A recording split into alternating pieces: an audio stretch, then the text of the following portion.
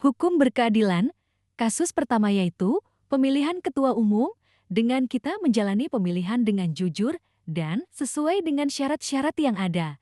Itu termasuk ke dalam menjalankan hukum yang adil. Tugasnya kemarin tuh gimana, sumpah itu susah banget. Itu sumpah. Aku udah bener-bener itu susah bener.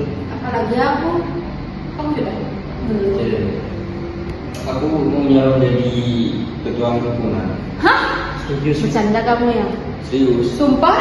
Iya. Emang kamu tuh punya apa aja? Buat berani jadi ketua himpunan itu kamu punya apa?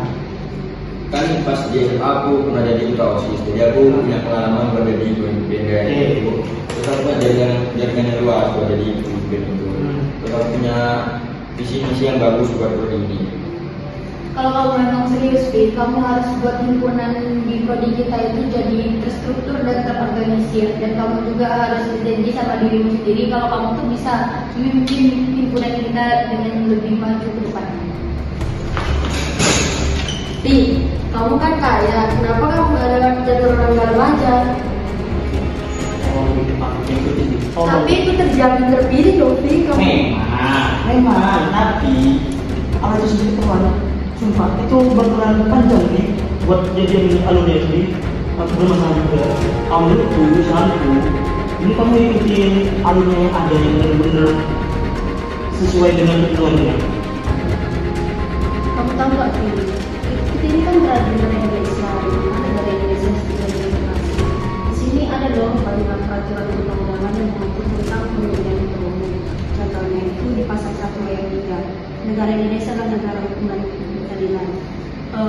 Jika memang kamu ingin nyalon jadi ketua himpunan itu, ini kamu harus mikirin dulu. Harus mikirin syarat-syaratnya dengan jelas. Kamu harus mengikuti syaratnya dengan jelas. Dan itu kamu harus jujur, adil, dan Bener sih, itu tuh ada sih, kan ada masalahnya kan. Nah jangan ini kita tolong gini, jalur-jalur agama kayak gini. tapi dijamin terpilih kan? Ya, Dar, kamu tahu nggak Dar? KIP-ku cair hari ini. Wah, iya Tah. Iya. Berapa? 2 juta. Wah.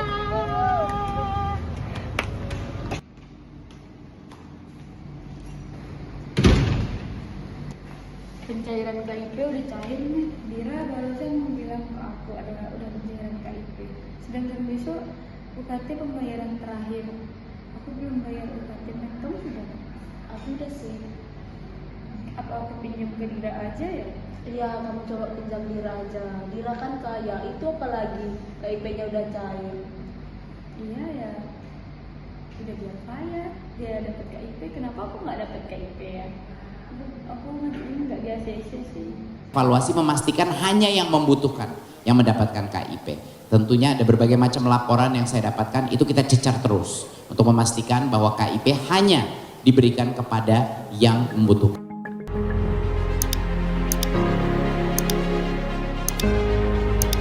Tepat sasaran, JPPI dorong audit pelaksanaan KIP kuliah.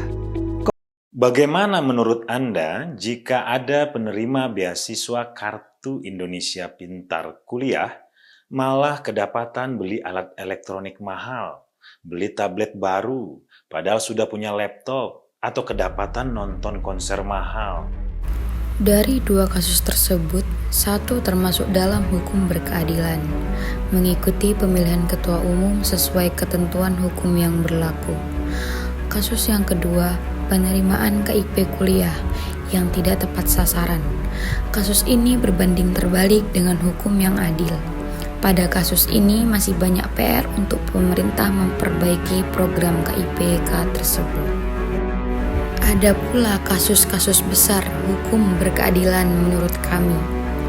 Hukum yang sudah sesuai dengan ketentuan-ketentuan pasal dan hukum yang berlaku di Indonesia.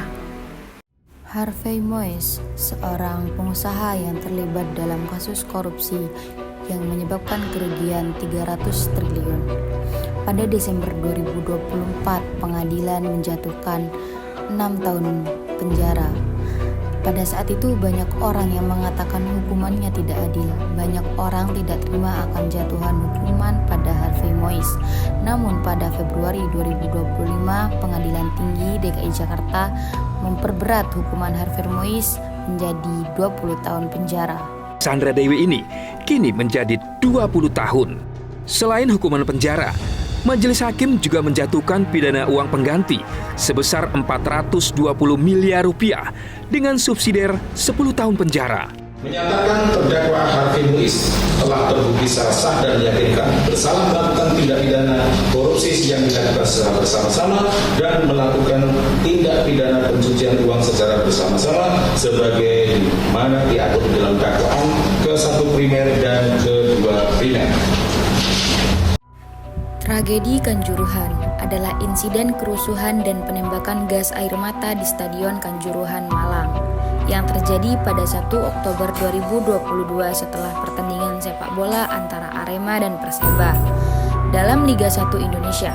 Peristiwa ini menewaskan 135 orang dan melukai ratusan lainnya, menjadikan salah satu tragedi sepak bola paling mematikan di dunia.